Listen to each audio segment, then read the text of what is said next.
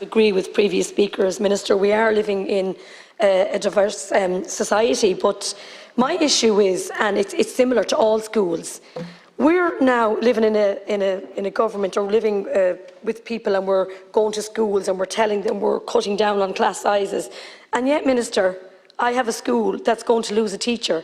They have over 20 students that is going to be put into classes around the school. It doesn't make sense, and I have to bring this in because I have to go now as well. The last 3 weeks I've met with different schools about the DEIS status, and there's DEIS 1 and DEIS 2. So you have boys in DEIS 1 and you have girls in DEIS 2. The confusion with schools that has brought. You have families that are attending, you have boys and girls going to the different schools, but they're the one families. You have a DEIS in 1, you have a DEIS in 2. Minister, you need to get these issues sorted, because I can tell you now, on the ground, these are becoming huge issues across all schools. Thank you. Thank you, Deputy Minister. Much, Cathaoirleach. And in the first instance, in relation to the divestment as addressed by Deputy Troy and Deputy O'Riordan, and I absolutely appreciate your bona fides in relation to advancing this programme as quickly as possible. And I want to acknowledge, there is an absolute commitment from government to do that. I want to acknowledge that there has been cooperation from various partners in the first instance in relation to the in relation to the pilot programme.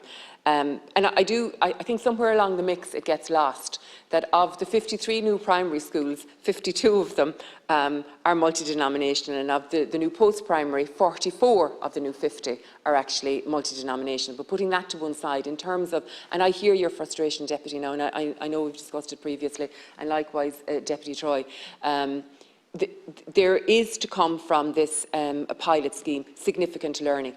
It worked in some areas, there's no doubt in saying it worked, it did not work at all in other areas, and presently that is being reviewed. Out of it there will be an action plan to do things differently, to do things more proactively where we feel it didn't work, but also to take the learnings from where it did work well. So this was just a step, this was just one step in a longer process, and we do have the absolute vision and we do have the determination to advance it as quickly as possible.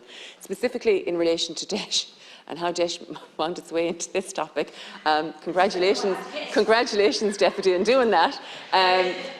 Very dexterous of you altogether.